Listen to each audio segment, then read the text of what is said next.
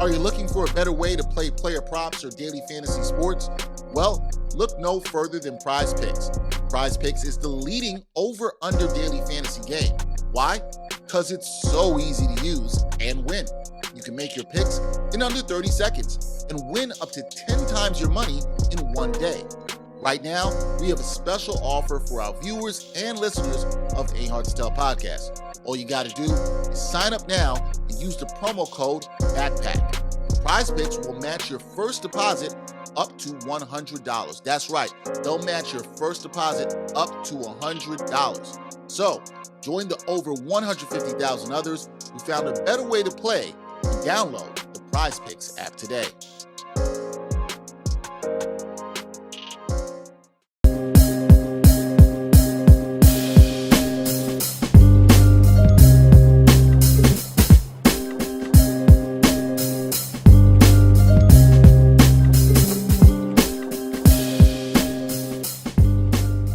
Hard to Tell podcast, episode 215. Dexter Henry Bryan Fonseca here. I'm laughing because of some off mic stuff. We'll continue. I'll tell you, we can tell the people what it is.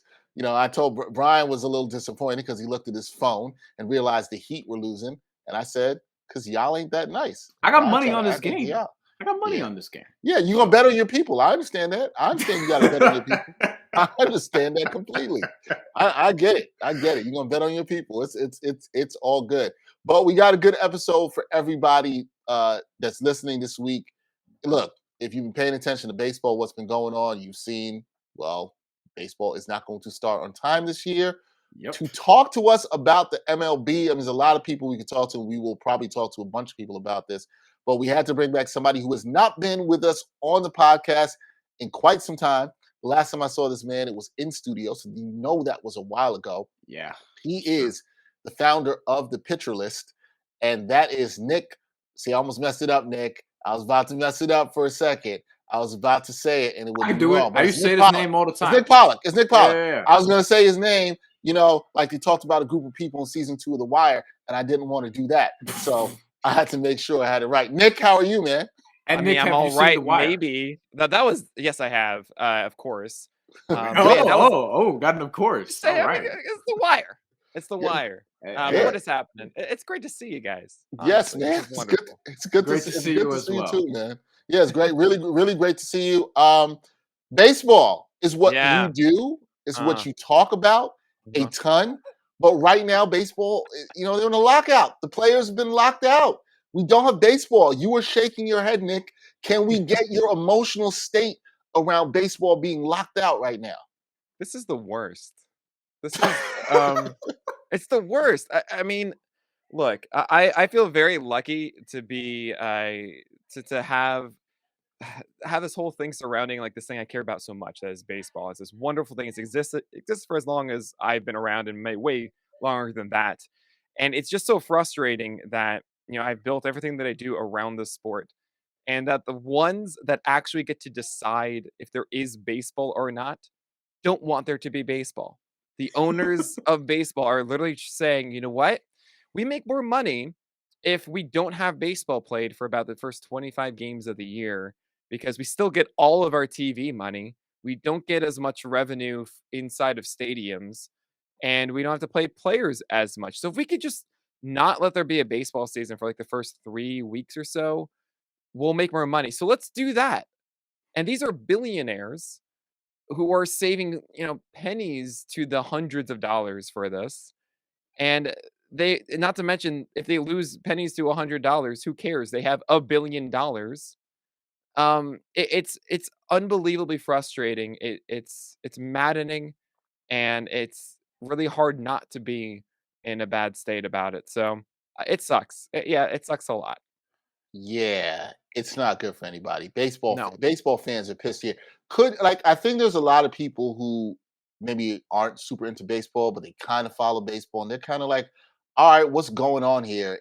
I sometimes think we trivialize it, right, to the billionaires versus the millionaires. And that's kind of trivial instead of looking at it as an actual labor issue that I think a lot of people can actually relate to. Yeah. If you think about it, could you talk and let people know what's actually going on here? For people who don't know, What are they actually Yeah. disputing here? What is it the players want? We know for the owners it's greed, but what is actually being disputed here, Nick? Can you tell us? Absolutely. So first of all, I mean, even the millionaires to billionaires thing, it's the same as like thousandaires to millionaires, right? And then you can get really real understanding, like, wait a second, there is such a large gap between these people. Um, at the heart of what's going on is the most valuable thing in baseball are young players. Why is that? Because they are not being paid millions and millions of dollars. They haven't entered free agency. They're also just generally a higher quality of player. They haven't had as many injuries. Steroids are not a thing anymore, or at least they aren't as major of a thing. People are still getting suspended, of course. But back in the late 90s, early 2000s or so, the peak player performance was around 28 years old. That has fallen far back to about 25 or so. And what that means is those that do most are best for teams are the ones that are not getting paid a lot of money. They're the ones that are on team control at minimum salaries. And it can be really tough for a lot of players to actually get their proper payday. And also means that teams are benefited by losing and shedding payroll and instead trying to gather as many of these young players as possible. And that's really an issue. I mean, there should be no way that in the first place in this or in everything that is this game of baseball, there should be no incentivization for being bad. And you see teams like the Rays, and we celebrate from the outside, like, oh man, look at this amazing team they can put together on such a cheap payroll. We shouldn't be celebrating that because that means that they essentially found the loopholes in the system to underpay their players. They should be paid more if they're doing really well. It just makes so much sense, right? So at the core of what's going on here, and you hear a lot about like say Max Scherzer pulling up in a Porsche and all of that stuff. And what's really happening is that Max Scherzer is not vying for himself. What he's trying to do is he's trying to say, look, the minimum salaries that all these players get should be higher, right? You guys should be paying more for them. And then generally, how free agency works is you have team control for either 6 or 7 years. There's some rules about that. I won't get into the weeds about it. It can be very confusing and all of that. But in its essence, you have 3 years of team control under minimum salary, and then you have it in 3 years of arbitration, where based on the player performance that year, either the teams can sign a contract that says, yeah, you were worth this amount for that season, or they can go to an actual arbiter that says, based on very basic stats, like how many saves you got or how many RBIs you had, which we all know is not actually the way to determine if a player is good or not anymore. Right. But based on that is how much they get paid, and that's that.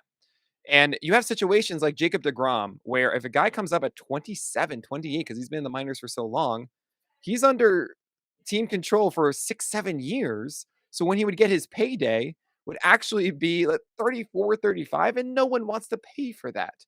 Sure, we have like Juan Soto is expected to get like 400 to 500 million dollars because he's going to be incredibly young at that time. But for the heavy majority of players, some of them don't even really see more than 3 years in the majors at all, let alone survive through all the team control to be a free agent, and that is worth anything. So what's going on here is that Max Scherzer is saying, look, those younger players need to be paid more, and we got to stop having these luxury tax, the collective bargaining tax, which essentially says at a certain point owners are charged extra. They have a tax if you go over the luxury threshold. And essentially that says acts like a salary cap, which is bad for players. That means teams pay less money. And can I say Yeah, something on that? Because we do got to get that out the game. Okay, let's go. you have this. You said it acts as sort of a salary cap. Yes, Yeah, but then you don't have a floor, right? So right. then if people don't want to spend the money, they don't have to spend the money. And you make a great point, Nick, in that we have people lauding the Tampa Bay Rays. Why are we lauding people for not trying to put the best product on the field or trying to do it cheaply? Yeah, Like, it's we're thinking like about the wrong way. I mean, we allow them because it's like, oh, the gamemanship, right? If I am in ugh, control of a I team, hate that my word. goal is to spend the least amount of money. Like, oh, I only have $60 million to spend, so can I make the best team? And the Rays are really good at that, right? But that really should be what we praise, you know? We should be praising teams. We think about it all the time outside of baseball and just normal society of like, yes, people should be paid what they're worth. And this is no exception to that.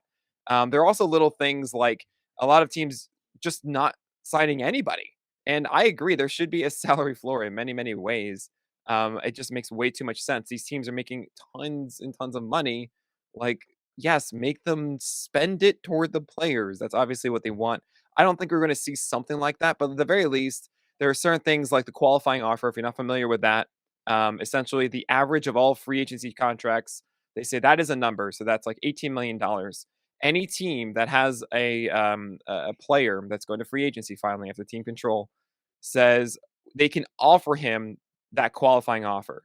Then that player, it's a 1-year deal, can say, yes, I'll accept it. If they say no, then that team is given a compensation draft pick. So in many ways, teams are getting compensated for not spending money again. And by getting, not to mention the team that needs to also get that pick. Sorry, the team that where that pick comes from is from the team that signs the players. Let's say I offer you the qualifying offer. You say no, go sign with the Yankees. The Yankees now need to give me a draft pick. That means the Yankees have a disincentivization to not sign you. Right. And that's a problem. So there are these little elements to it that are going into this, but the things you're seeing are CBT. Everyone, the players want that to be raised. Where does that cap happen? Okay. How much money are they getting in the pre-arbitration? That is mid-league minimum and all that kind of stuff. We want that to raise. And when the funniest thing to me is like, this is nothing. Teams have to pay like $3 million more a year. That's really all the players are asking. Maybe $5 million. That's it. They're not saying you have to spend $50 million more. It's like $5 million. And the owners are like, nah, we're not going to do that. And they're Right. saying, oh, how dare the players do this to us? They're the ones. We almost had a deal on Monday. No, you didn't. You never did. In fact, the owners at the 11th hour, in the final one, they said, take it or leave it. They tried to add in new things at the very end in fine print, essentially, Of course, that they had never discussed before, as if the players were some dumb jocks or something. Like it's so well, that's insulting. part of the thing. And Brian, I feel like if you were sitting there, and I want you to touch on this, Brian, they're disrespecting the players out here. They're acting like the players they can't fight for this. They don't think they'll fight for this. But go ahead, Brian. Go. Well, what this really is just a microcosm of like what's going on in America, just as a country. Like I like that Nick also mentioned this being like millionaires versus thousandaires, just on a fundamental level, because it's not dissimilar to labor disputes that are going on at different companies, throughout the country, right? Like we're talking about just labor shortages because people are not willing to do certain things. I think baseball being an extension of that and having the players really want to stand on their own too, and not and actually putting their money where their mouth is, so to speak, and being like, look, we're not going to play these games if you're not going to treat us the way we're meant to be treated or the way we should be treated. Like I think a lot of other people just in general are making that decision, and that's why I think this is so relatable. I also wanted to ask Nick, because as the founder of pitcherlist.com, you kind of need baseball games to be functioning right now, right? Like, so the way, and I think that this also just impacts, it's not even just businesses that are built around baseball, because I'm thinking of like the minor league players who already got boned in 2020 because there was no minor leagues during the entire pandemic. A lot of guys had to go to Puerto Rico, the Dominican Republic, Venezuela to play in winter leagues and such. Other guys went to Korea that we saw former Dan Straley coming back this year finally from KBO. From the KBO, like they were games on ESPN because we didn't have any games, and there were major league players or ex-major league players going out there to play. But for you, just from a business perspective, like, okay, so how does this work now? Because I believe this is the first baseball lockout you've had to deal with since Pitcher List has existed. So I mean, we had something similar, obviously, with quarantine in 2020. Yeah, that's true. And I was actually really fortunate in that sense where I was ready to start investing in a lot of things that year. And I hadn't yet. I wanted kind of to have a smooth opening day and then make it work. And then the opening day didn't happen. So we were able to get through that. I started an event called PitchCon that year as a way to help us survive, essentially. And then I felt bad about asking for so much money without giving to charity. So we gave half of it to Feeding America, which was a really fun event. And you can go watch all of it on YouTube. And we've done it for 3 straight years now, where it's just industry people talking for 4 straight days.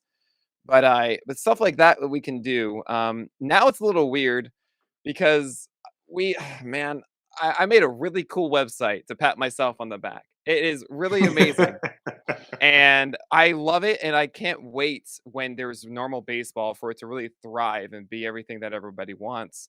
It's just that 50% of traffic is down. It's like it's down 50%, and it's not just me. Like Fangraphs just put out a whole thing today Mhm. about, yeah, this is bad. They're down 50% in traffic as well in February and in March. And I got to figure it out. I'm lucky in the sense that I don't have we don't have any investors, don't have any corporate board or anything. We don't have any debt that we are forced to pay out and stuff. Obviously I have the overhead of the site. And you just kind of have to be creative and figure it out and just get through it somehow. I feel so strongly that when baseball returns, everything is going to be great. It's going to be fine. Believe in Yeah. the product that you have, all of that. But yeah, it hurts, and it's even hurts more that the owners think of this kind of like as they don't understand the impact of what they're doing. They don't. And if there's Mm. anyone that can be charitable, don't you think it should be billionaires? Right, It should. but that's the It It's should. problem. unbelievable, but that's But not how they became billionaires. Why should they Right. have to do it? Because right, but they're that's the billionaires. problem. That's why. No one should have $1 billion. But that's also the problem, like nationwide again, is because like Yeah. inflation is crazy right now, right? But billionaires have made more money than they ever have Oh my god. since the pandemic started. So who's getting fucked in all of that? It's the working class people. So in this situation here, it's the baseball players, it's the labor, specifically the baseball players that, as you mentioned, Max Scherzer's fighting for, guys fighting for minimum contracts, trying to loosen up the arbitration shit that doesn't make a lot of sense when Jeff McNeil is somebody who, because he came out of college and didn't make it to the majors for 4 years, is not going to see free agency till he's like 32, 33 years old, Yeah, which is it's crazy, messed up. It's messed which is up, and that's a crazy. huge problem with this, and it's something that the players were pushing for was having an age limit or something around, either you hit this age or this amount of years to prevent issues like that, which we haven't really heard about in all of these negotiations anymore. No, that you haven't heard about it Yo, all. here's the thing. Yeah. Compare it to another sport real quick, like basketball, for example, where comparatively, like Major League Baseball, if you want, you can come out early. Now, in baseball, you can come out straight out of high school, or you have to go for college for 3 years, which is in itself a dumb rule. But essentially, like in the NBA, if you come out, you're a one and done or a two and done, like you can hit free agency at 23, 24, 25 years old. Even if you're a 4-year player, but went undrafted, you can still hit free agency 24, 25 years old. Like, and that's where you want to do it because you're entering your peak. You probably Right. established Yep. yourself a little bit to that point. But in baseball, a lot of times when you're 25, 26, you're either starting arbitration, still on a rookie scale contract. You might not even be in the majors. And in most cases, you're probably not, because most guys don't even make it to the major leagues. And that's the other part about all of this. It's Oh, like man. you're talking about a lot This of baseball players, and there are a lot of minor leaguers who there have been guys who have been sharing their stories on Twitter, like, hey, I've been in the minor leagues. I played with Trenton and played in this team in Ohio Valley, and I've been doing this for 7 years, and this is my story, and this is why people should. And I've just seen minor league players come out and sharing like how this affects them. And those are guys that are making salaries compared to like, what regular you and your family might make, because like they're just regular people who get paid to play baseball, et cetera, et cetera. And they're probably, a lot of them probably don't even get it to the majors, or they have to be so persistent where they can't get to the majors until later on, just because that's how the system works or whatever the case may be. Like there's been more than one Chris Coast who didn't make it to the majors till he was like 33 Right. years old. it's So it's wild, I this unfortunately, this whole negotiation doesn't involve the minors. It's a MLB Players Association. They can't speak for it.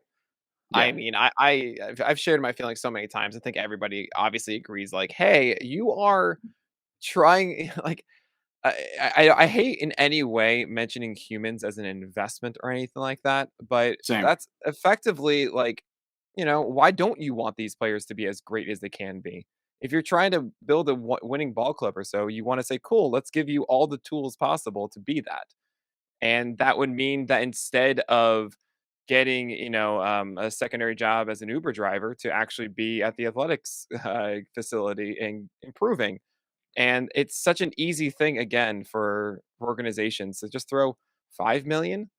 That's it. All of a sudden you're gonna have at least one player who is incredible come out of that. I mean, it blows my mind that there needs to be all of this fighting and arguing and protesting for minor leaguers to get paid more. Like, how is that a thing? I don't understand. It, Sadly, that has nothing to do with the CBA here.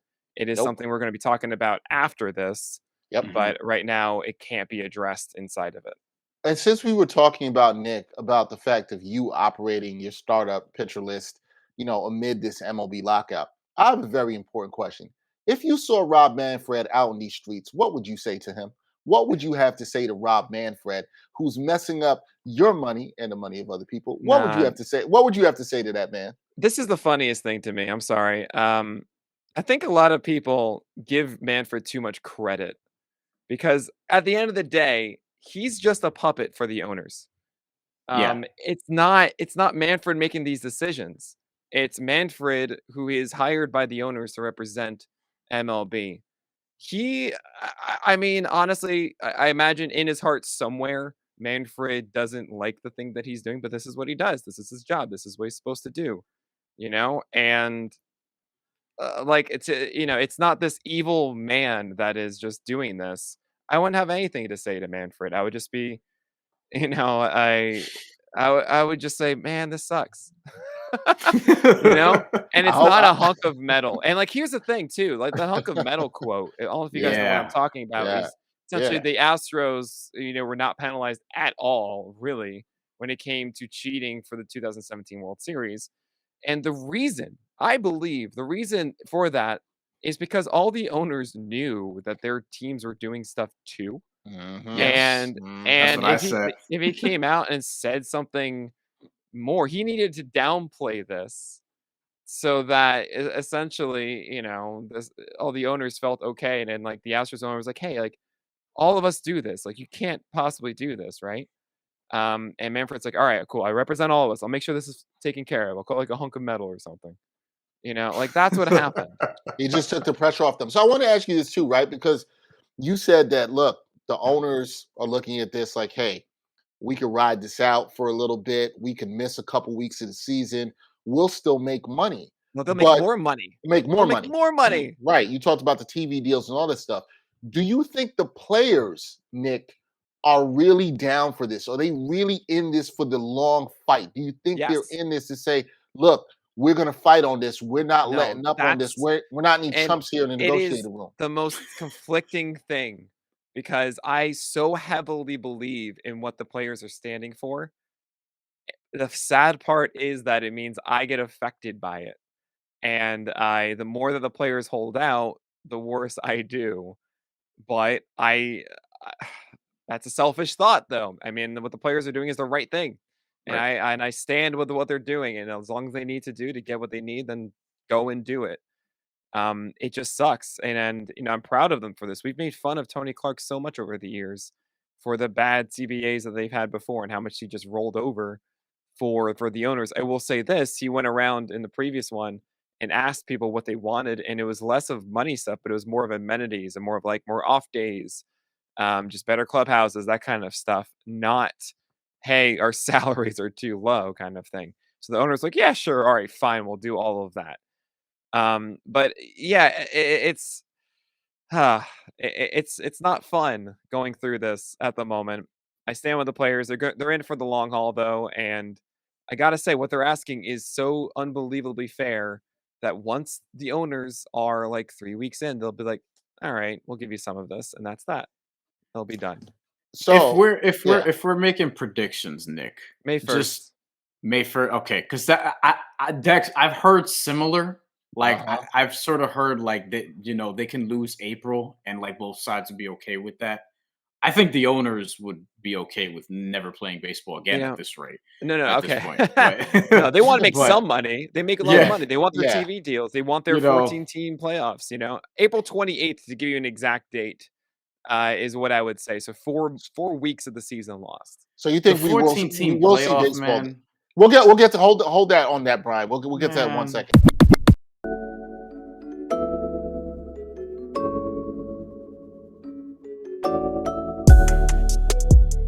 Backpack Broadcasting continues to bring you the best original sports content, but now you can get more of the content you love. For as little as $3 a month, you can get access to bonus content, including behind-the-scenes footage and interviews from the Sports Walk, sideline stories, or the Ain't Hard to Tell podcast. All this exclusive content comes via Patreon. There are tiered levels of patronage, and each Backpack Broadcasting patron receives exclusive perks.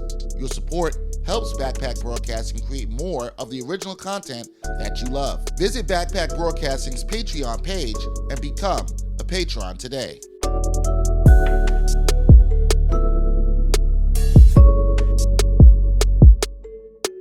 Just to be clear with you, you think, one, we will see Major League Baseball in 2022. We think we possibly may see it before May. I mean, April 28th is the reason, is what I'm saying, because then the 25 games are up essentially for the owners. That's also a Thursday, which is what opening day was supposed to be. It just makes more sense. Like I said, May 1st, but that's really a Sunday, and that doesn't quite line up, So the 28th, maybe it's May 2nd, that Monday or something, but right around then is when I expect baseball to return. Okay, I guess we will see some baseball at some point. Okay, one of these sticking points, Brian was going to bring this up. I'm doing it right now. I can do it right now. Listen, 14-team playoff. Tell us what you think, Brian. This 14.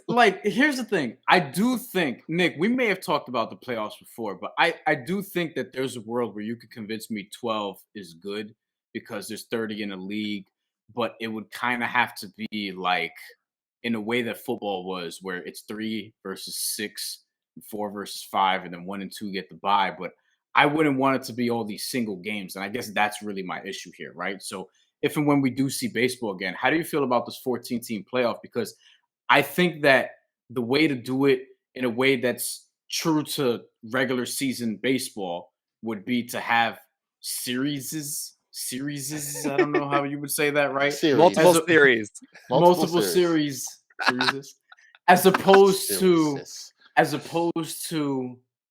just single game playoffs. I don't like 162 games, or I don't know how many games we're going to get this year, being boiled down to one game. I don't really love that because the sport is, 3-game series, 4-game series, 3-game series, et cetera, et cetera. All right. Or how about we actually reduce the season, which needs to be done. But that's the thing that I think we should do. Dex, but the owners don't want to. Oh do yeah, that. Nick. Wait, Nick.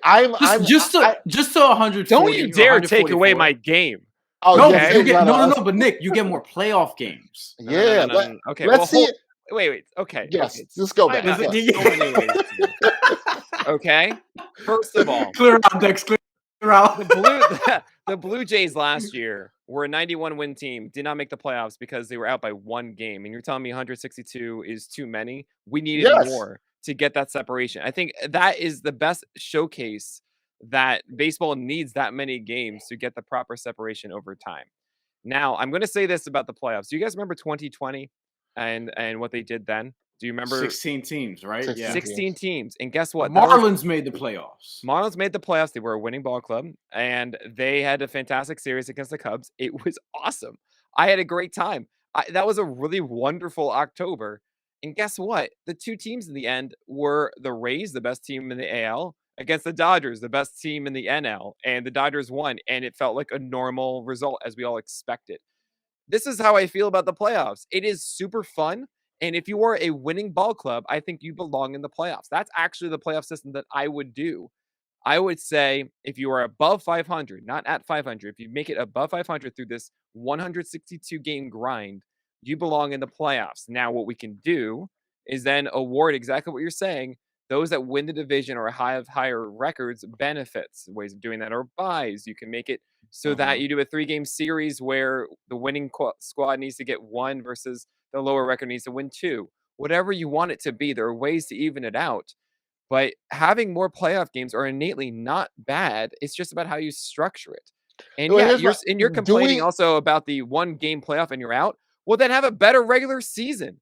Like, I'm fine. Like, either we go. I'm fine with that. Injuries. No, Nick. but if you can have injuries. Who cares? If you have a 4-game playoff, right? 4 teams in the playoffs, right? Right. And you want to add more teams, fine. Make those guys need to do it in 1 game to get their chance. They should have been a better team in the regular season. That means we're not deflating what you did for 6 months. And yes, you can say things about like the second half. You find your groove. You get a rotation. You're made for the playoffs. I have a lot of ideas for that. As far as I would never have an off day. 0 off days. We don't have zero off days. Only between series. We only like inside of a series. We do this in season all the time. Why all of a sudden do we not do that for the playoffs? Sorry. Oh, 0 off days Sorry. In the in playoffs. series. Yeah, I Yeah, thought you in a meant series in the playoffs. during the regular season. Yeah, no, yeah, of course. I got you. I was like, what? But no, what I hate is like Yeah. teams can roll with like 3-man rotations at times and then roll through it. Like, no, if it's a 7-game series, you got to go through all 5 or do a 3-day rest with your number 1 guy. I'm not opposed to that. That is a big issue that I've seen in a lot of playoff series is that you have these teams that have 3 good aces. Look at the Nationals from 2019. It was Corbin, Strasburg, and Scherzer who rolled through that. And that changes everything. Like, wait, but that's not a proper 100-win team. That's more like an 85 to 90 team because their 4 and 5 are not very good.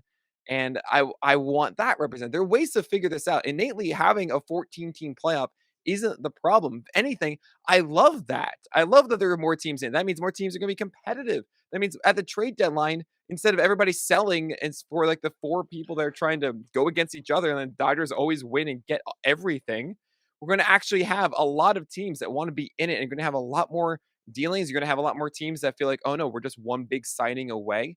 I love this. I think it's a great idea. And look, if that's what the owners want, more games for more playoffs so that they make more money so that all the players can be paid. Awesome. That's a solution. I think that's great. I'm fine with the expanding the playoffs with more teams. And people will say, "Oh, it's diluted. You almost have half the teams get in."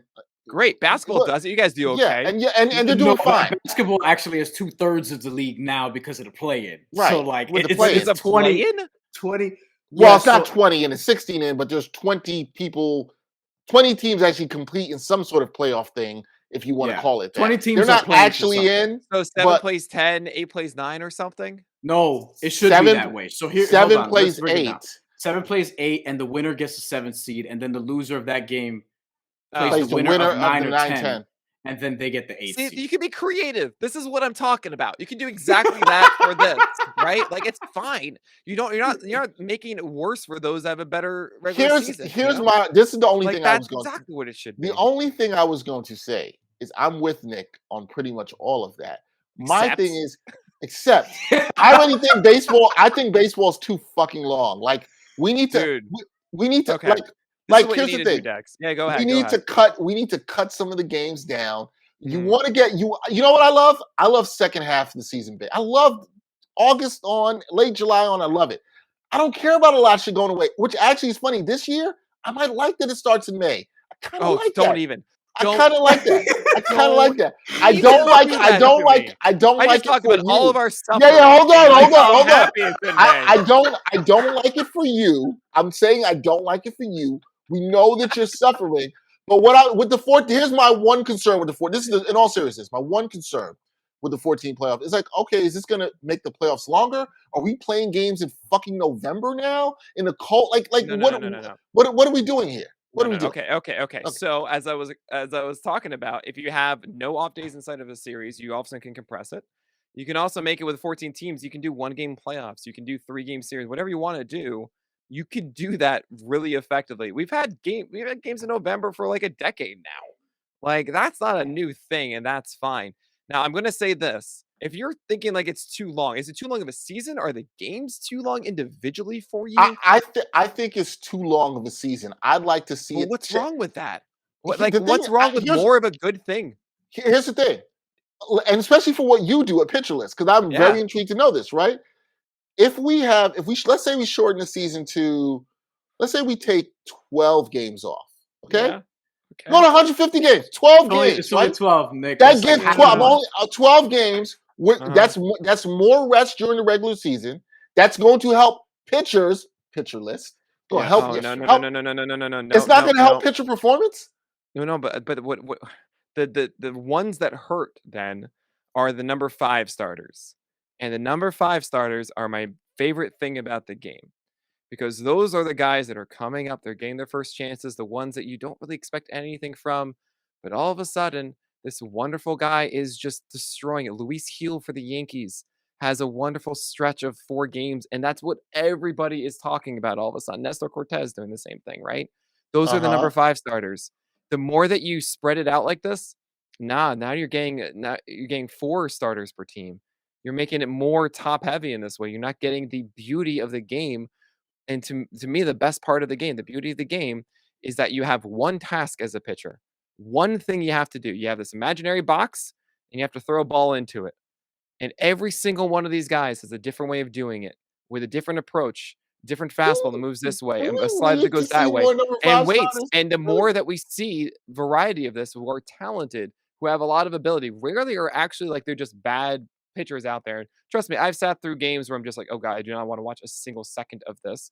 I understand it, but for the most as Met part, fans, Dexter and I have also. Yes. So I had to go through a game of Clayton Richards against Corey Oswalt, who I call the false king. And that was one game I was at field level, and it was like, why did I get it for this game? But the point of the matter is, when you get less baseball in that way, more off days and spread out, those are the guys that actually hurt. And sure, you can say from fans, yes, I want more games of being Cole or Scherzer or DeGrom, whatever. But for me, the ones that are following it so religiously, that is the exciting part. That is the stuff that gets me going. Is I cannot wait for another start of this. you know For what? this guy to go, and I did not. Let me hold on. Let me back Nick up here. I did not Let me think back anybody Nick was up going to be here. excited about fifth starters here. No, but let Are me you back joking? Nick up here because go ahead. I think this world is too fucking centered on stars. yes, Okay. I think Oh, that God. we need to appreciate the Yeah, role you're Dexter. players. And the reason why is because most of you motherfuckers out there are role players. Okay. We need to appreciate the people we could actually relate to instead of just being the star hungry, star horny time that we're in right now. Wow. As Okay, people, that wasn't the as phrase I was society. expecting. Listen, I'm tired of it because people only focus on stars when it comes to shit. I'm watching commercials and they're not hyping up Warriors versus Lakers. They're hyping up Steph versus LeBron. What if I want to see Jordan Poole or Juan Toscano Anderson or Austin fucking Reeves? Like, what's the problem with that? Yeah. Ain't Because nobody- those ain't guys nobody- ain't matter nobody see coming too. here the for now. ascension. Those the dudes, man, ascension, I don't the care journey. about the stars as much as other people. Give me some good fucking It's role players with baseball. some good backstory and all this Exactly. shit.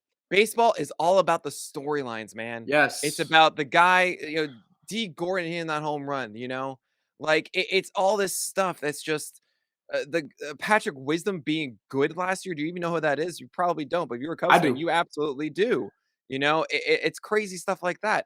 And the more and more you propel it, as Brian is saying, where it's just the cream of the crop and that's it. Nah, that then just becomes sterile. That doesn't help the game. That There's doesn't no help the game drama. grow. There's no ebb and flow. I'm just saying. Give me Tristan McKenney. I'm Nick. just saying. McKenzie. I'm Yes, saying what McKenzie. what both of you are saying can absolutely be true, and I'm No. not saying that you're wrong. I'm not saying that you're wrong. I think there's merit to what you're saying. I'm just saying if we shave off 12 games, does No. that kill that? Don't do it. Yes. It doesn't kill it. I don't buy that. I don't buy that it kills it at all. You need more time for everything to brew and to settle and Do we? digest. Do we? Look, Man. man. It was 12 games less. It was 12 fewer games in the year. You wouldn't have the Mets falling apart for 2 straight seasons. Okay, I they don't would have even- made the playoffs in both years. You, all right? you know what? You know what, Nick? You know what, Nick? Screw you, one, for bringing that up. You know That's what? 15 years ago, the wound It's still hasn't 50, healed. and you know what? I was there for both of the final games. Oh, I was no. there for both of them. Sorry. I was there for Oh, both of them. God. Yes, you know what, Nick? You Nick, should appreciate this more than anyone. Then I maybe I should, but maybe I was trying to forget about that pain. I wasn't trying to think about it anymore. All right, Nick, you're here. Was Livan Hernandez a fifth starter in 1997? no, When he came God. over originally from Cuba. When he first came over, I mean, Oh, the when he Marlins first didn't have, came like, over? anything. I mean, they had a couple. No, but I don't think maybe when he first came over. I mean, everybody Maybe. starts at the bottom, right? Brian, you too. You loving the fifth starter here? Just loving the fifth Oh, starter? yes.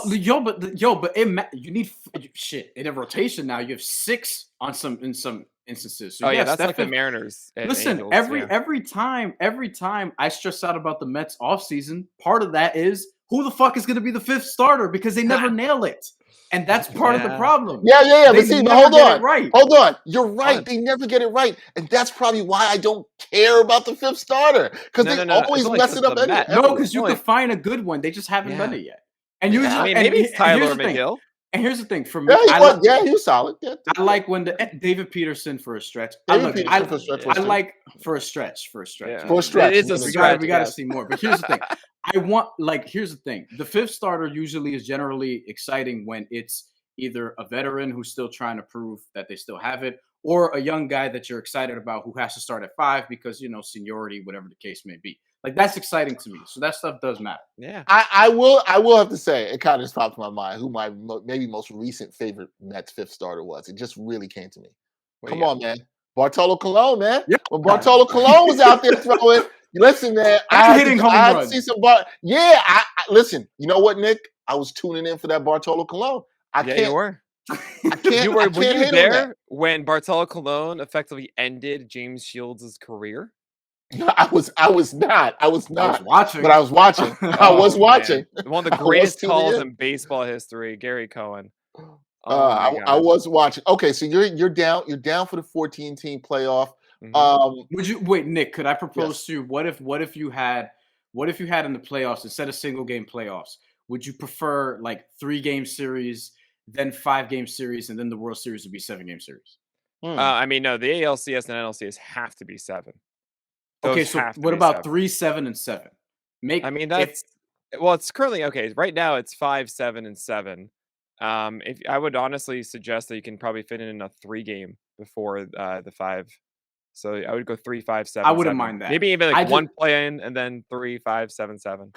Playing in baseball is a little tough. Like, I don't even love it in basketball, but I get it, right? And for basketball, I think it's a little bit different because in basketball, like, the separation amongst those teams usually isn't a lot. Now, this year is going to be interesting because we're going to actually see some teams that people think have high ceilings, like the Brooklyn Nets, in one of those games, which is going to be interesting. I haven't thought about the Brooklyn Nets in a very long time, and I live 20 minutes from the Barclays Center. So honestly, good for you. Like, seriously, good for you.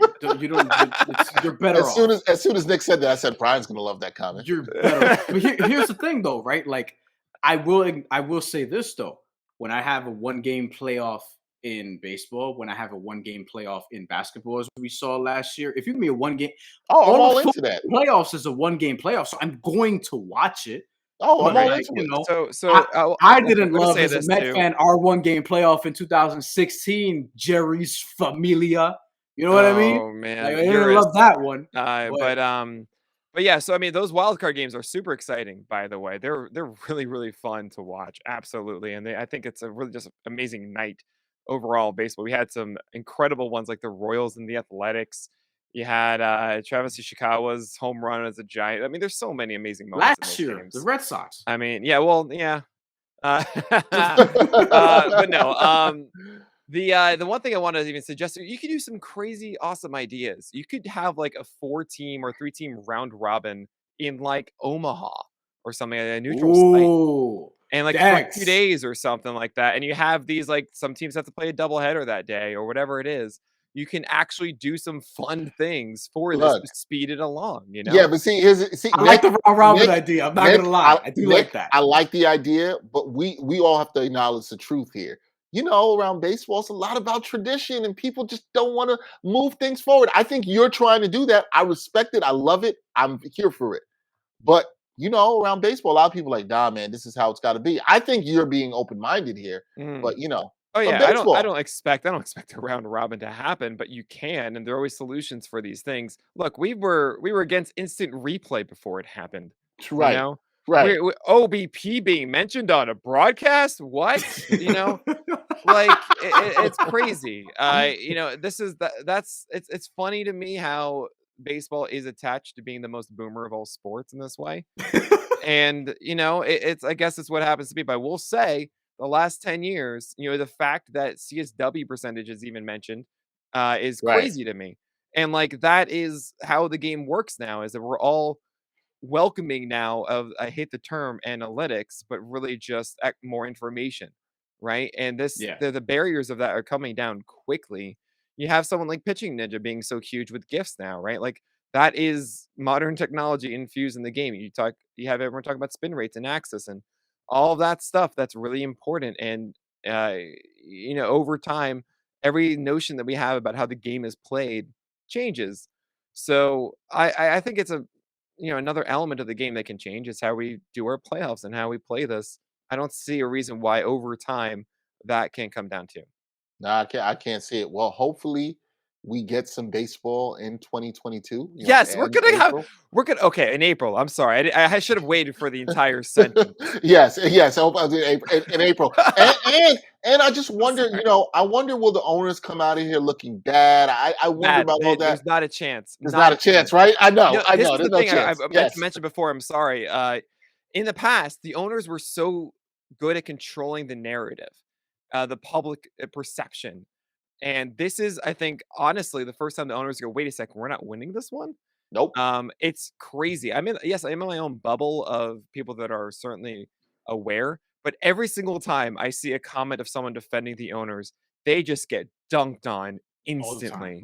Yep. And it's amazing. Like it's That's- really kind of wild how much everybody knows the players are in the right this time, and that's pretty cool. Yeah. Yeah. That's Well, why Dan Levitar is also doing that as a bit.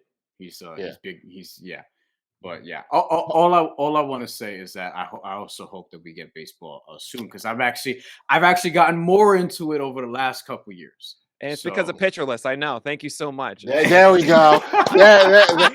Full circle. There we go. Well, the other thing is we do not want to see Nick and Pitcherless out there struggling. Please check out pitcherless.com. Go check out that site. Great site.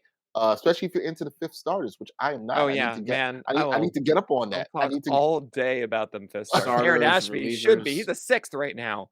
And I love him. CSW plus, like all of that stuff. all that stuff is there. Nick, good to see you. Like I said, hopefully we have some baseball soon. Oh, yeah. And people can start, that traffic can be back going towards the site. That is Nick Pollack. Check out his work on Pitcher List. Nick, good seeing you. Hope we see you again soon, man.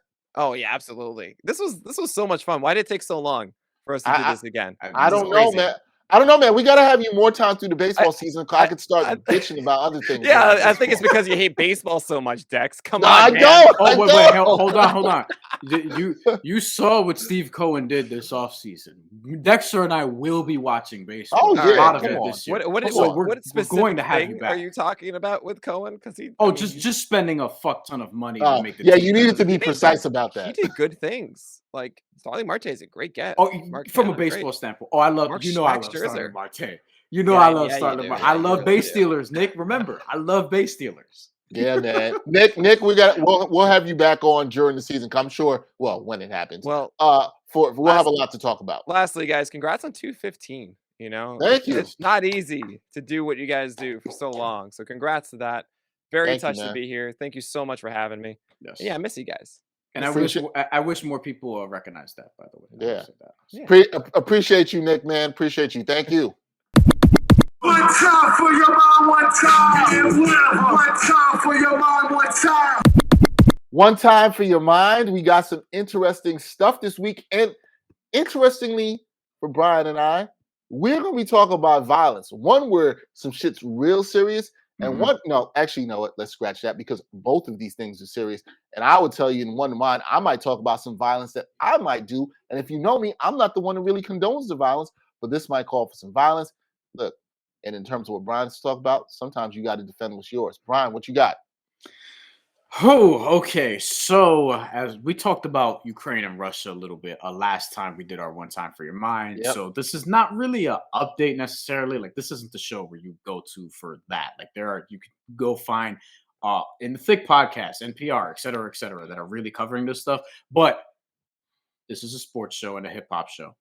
But this is also a show that discusses social issues, et cetera, et cetera. Absolutely. We have Ukrainian boxers. Great ones, legends. Vitaly Klitschko, Vladimir Klitschko, Vasily Lomachenko, who we talked about a lot on this podcast. Alexander Usyk, who is the heavyweight champion, unified heavyweight champion after beating Anthony Joshua last year. They are on the front lines on this fight against Russia, defending Ukraine. They're all from Ukraine. The Klitschko brothers are retired. Lomachenko is active and Usyk is active. They just fought last year, and Usyk is supposed to have a fight coming up at some point this year to defend his title. And obviously that is on the back burner because of this. But there are multiple stories going up. I actually first heard about this, Dex. So this past weekend on Saturday, there was a fight on ESPN. It was Jose Ramirez versus man, how am I forgetting this dude's name? Because he's Puerto Rican, but this is a bad one. Jose Pedraza. Jesus Christ. Jose Ramirez versus Jose Pedraza. Very good decision victory for Jose Ramirez, but I thought it was very close and Pedraza should have won. But anyway, Mark Kriegel, fantastic reporter that ESPN has covered boxing. Does real stories, tremendous interviews. He's actually one of my favorite reporters to follow right now. He ran a story, they ran a package that he hosted basically talking about these Ukrainian fighters fighting on the front line. So I obviously, got enamored with it and wanted to look up a bunch of different things. And you're seeing some stories. Here's one on NBC News that I found in front of me, which is basically a similar story to what we've seen from other outlets, sort of repurposed, where, they're talking about how these fighters just see it as their duty to fight. And they're on the front line, just, doing different sort of deeds and actually out here with the gear and the guns. And the Klitschko brothers have even said, according to this report from Talk Sport, that they've already killed several Russian soldiers while fighting. Like, this is real out here. Like, they've said in one instance, this is from Talk Sport verbatim now, the two former world champions have stood firm in the nation's capital where Vitaly is mayor. That's another thing. It's not even just a former boxer. It's also a mayor out here on the front lines, smoking people. Since the invasion began last week, for anyone who thought famous athletes might not get their hands dirty, 50-year-old Vitaly says they have already killed Russian soldiers. Vitaly told Sky News that he and Vladimir, quote, killed some people, I guess 6 people last night, close quote. Like, so fighters are out here. Alexander Usyk, the top of his powers, just had the biggest win of his career less than a year ago and is actually risking it all to go fight for his home. Vasily Lomachenko, still one of the best pound-for-pound fighters in the world, had that loss to Teofimo Lopez, bounced back with an amazing win that we saw last year, Dex, late last year, and he's somebody who is going to be in line for a title shot coming up, and he is somebody else who, like, these guys from Ukraine risking it all. And look, we've talked about in America different things that people are really willing to risk, willing to fight for, whether it's actual war, whether it's activism, et cetera, et cetera. These guys are really putting it on the line out here and having some success, which is weird to say because obviously, like, this should not, like, we wish that it wasn't happening and this wouldn't have to be the case. But I remember seeing weeks ago, Dex, that the schools were enlisting, so to speak, or going to like a recruiting service or however it works to sort of put their names in the hat. And that was when we were starting to really get like, oh man, it looks like this is going to happen. It was turning more when than if. So yeah, I wanted to bring that to people's attention that boxers are really out here doing this. And there are probably tons of other people, athletes from Ukraine that we don't know about who are also putting themselves out there. So go ahead, Dex. Yeah, no, I mean, what I would say to that is just one, salute to those brothers defending their country. I mean, there's really not much, you can say for that.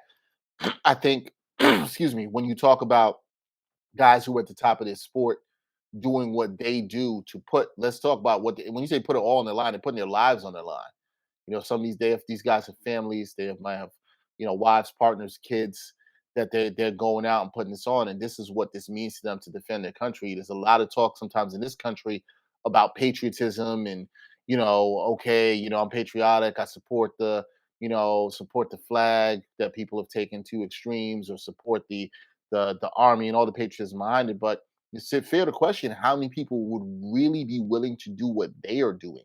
And that is really fight for your country and defend your country as another country is coming to invade it, And so, salute to them for really standing up for what they believe in and protecting their people. Because that's what they're doing. A lot of the stuff that's going on around it, they're protecting their people. And obviously we support the people of Ukraine, and they have a right for their country not to be invaded, and they have a right to defend it. I don't really want violence or want there to be war, but somebody comes at your neck, you got to do what you got to do to protect your neck.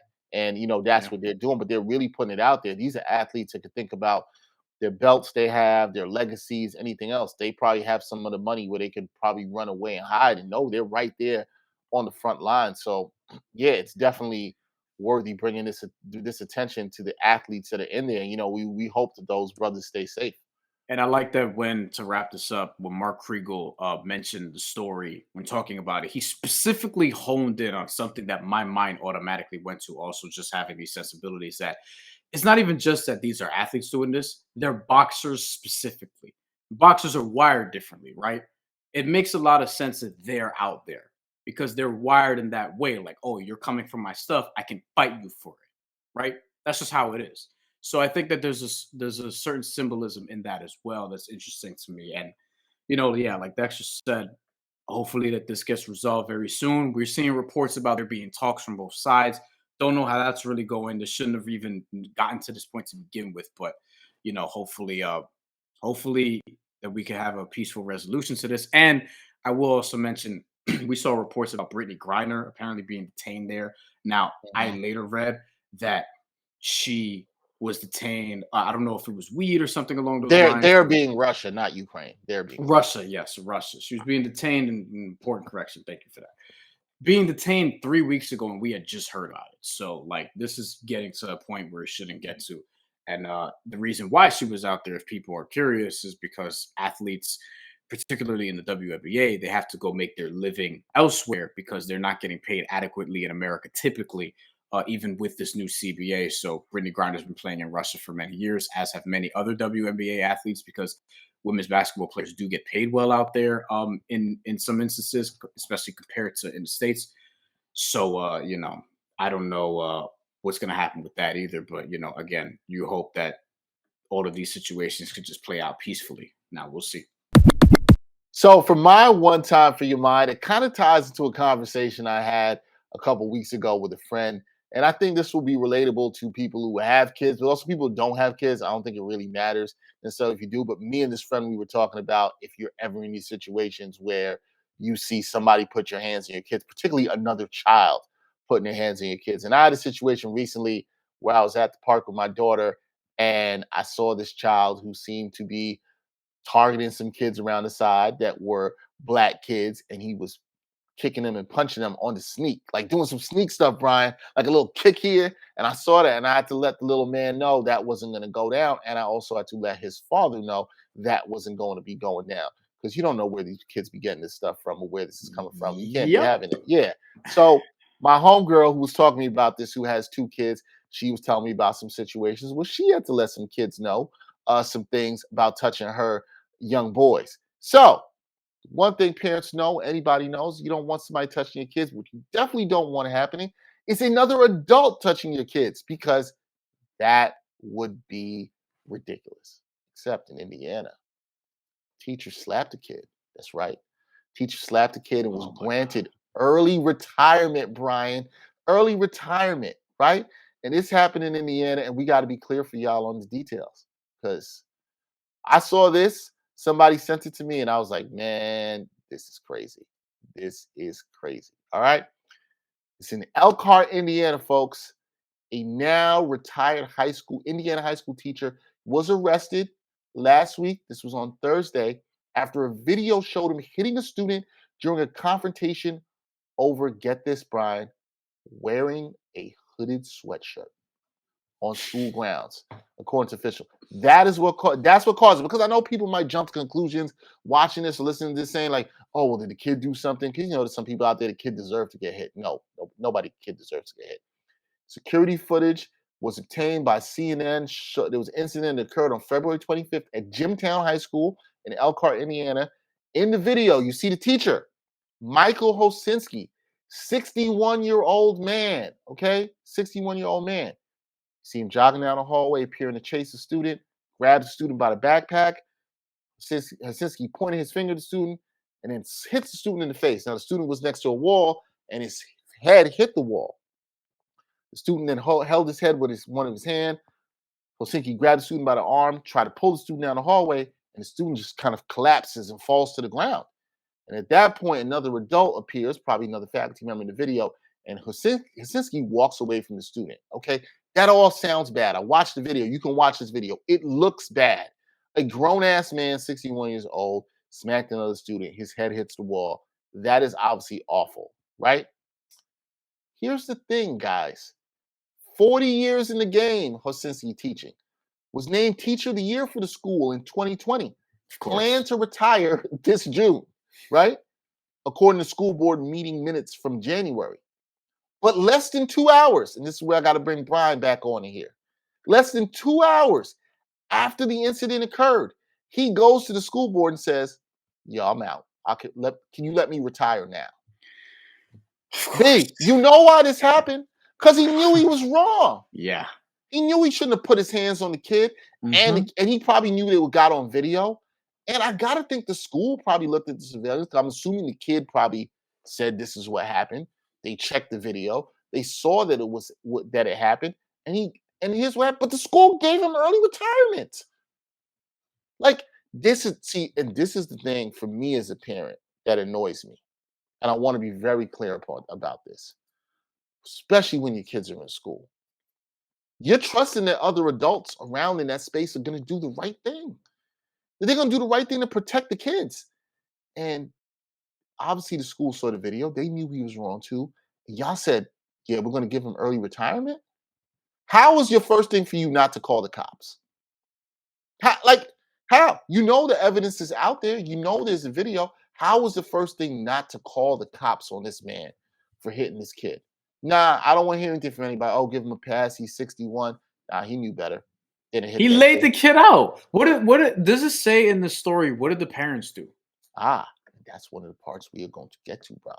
That's one of the things. That's one of the things I want to get to because I got some parents I want to talk about. Now, the altercation. This is what triggered the confrontation.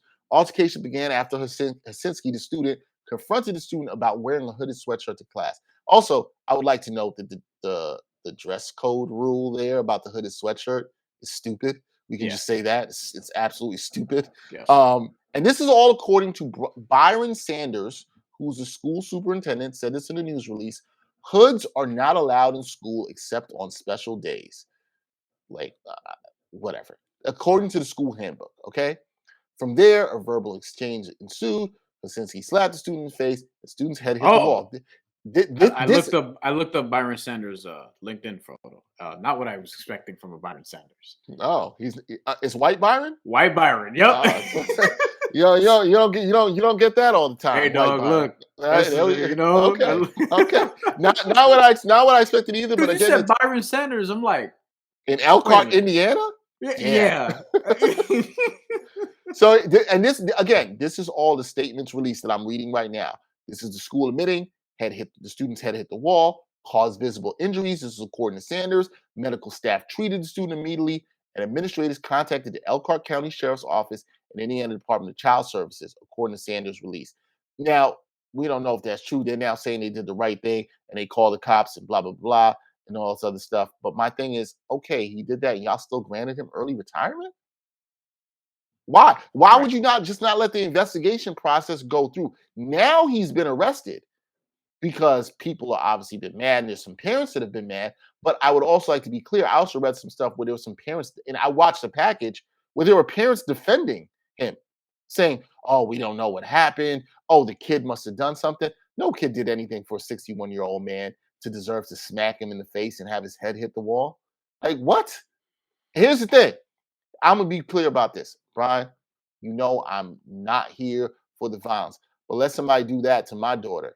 I'll tell you what, I'm going to send them to early retirement real quick. I'll send you to early retirement. I'm going to send you to the hospital and then possibly a rehabilitation center. I'm not saying I'm killing anybody. I'm not even going to go that far. But you put your hands, it's reasonable for somebody to think you put your hands on their child, that they're going to want to put their hands on you. Yeah. That's all I'm saying. And I'm just saying some people may not be so kind as for you to not see these hands. I don't know how the parents of this young man is feeling right now, but I have to think they're incensed. That's the main thing I want to find out here, right? It's just how the parents would react, because you just basically told us what your parental instinct would be. I think mine would be worse. And thank goodness I don't have kids yet. You know what I mean? But listen, look, man. I like I said, and that's why I brought up the stuff in the beginning. I know the feeling now. I never felt it. You see somebody do something to your child that you know is wrong, and that rush just comes in, like you got to protect. So for the parents, I'm thinking about. I got incensed seeing the video of this, seeing this child's head hit the wall. I can't imagine how those parents feel. But I think it was a bad look for this school to just say, "Oh, we're going to give you early retirement." Because if I saw the video and I was superintendent or principal, I would have been like, "Nah, man. you're gonna have to talk to the cops about this. Yeah, because I would also say nah, I would also say like it doesn't even need to be parents because imagine like a younger sibling, an older sibling that you're actually family, close right, to, family in right. general, a super close friend, a super close friend will do it. You know what I mean, et cetera, et cetera. Uh, like yeah, my main thing is just the parents, and then also just the sending the dude into early retirement. Like I'm just tired of people just getting away with shit, and that's all it really is. It's somebody, it's like, all right, instead of actually disciplining you, whether it's jail time, whether it's whatever, Right. it's all right, we're just sending you into retirement early. He did himself a favor. Like, okay, now he Right. has like a Right. now he has like a stain on his record. He don't care. He's retired. Like, what's the big deal? He did. So He doesn't like, care. it's And the man knew he was wrong. Less than 2 hours, he was like, "Yo, give me this early retirement." He knew he was wrong. yeah, Like, and then over a hoodie allegedly, which right. Like, what is in like? Indiana, unfortunately, doesn't surprise me. And I'm actually like, I maybe I'm just under a rock or whatever, but this is the first I'm hearing about this, and I haven't seen it being widely reported on. Maybe I need to sort of look through my uh, timeline and actually do I some think it's research, and no. maybe this. I You think saw. it's underreported? No, I saw. I think it's starting to make its grounds today across social media because Mm, I was sent this by someone, and then and then it was like maybe after I actually put it down in the rundown that I was going to talk about this for one time for your mind. I then saw a couple other people post it on social media talking about who didn't have kids, talking about if they had kids, they'd be incensed and they want to throw hands. It's an understandable emotion, I think, as you said, also too, for anybody that would be a loved one or you care about that especially when you see that age disparity, 61 and a middle school student getting slapped in the head and then his head hitting the wall and clearly dropping. That's the thing. The kid drops down and there's like no concern or remorse in the video for his well-being, no shock. yeah, You don't like listen, it makes you also think about who's around your kids, and and why we need better background checks. And who knows what this guy's done over his 40-year career. I have no idea. Either way, I'm saying if somebody wants to put hands on that man, I don't have a problem with it. And that man should do some jail time. That's all I'm saying. yes. He's been arrested now. I hope that he gets the Oh, appropriate punishment and not a slap on the wrist. Now he's been arrested, but let's hope it's not a slap on the wrist. But sometimes violence can't be necessary. I know you guys expect to hear that from Brian and not me, but sometimes it can't be necessary. yeah. That is it for this episode of the A Hartel Podcast, episode 215. Big thank you to our guest, Nick Pollack. Yes. Great discussion with him about the MLB Lockout. We hopefully get to see some baseball soon. We also encourage everybody to continue to keep supporting us in the ways you do. Also, check out our partnership with Prize Pick. Check out with that promo code BAGPACK. It will match your first deposit up to $100. Continue to do this. You know where to follow us on Twitter, on Instagram at AHTT Podcast.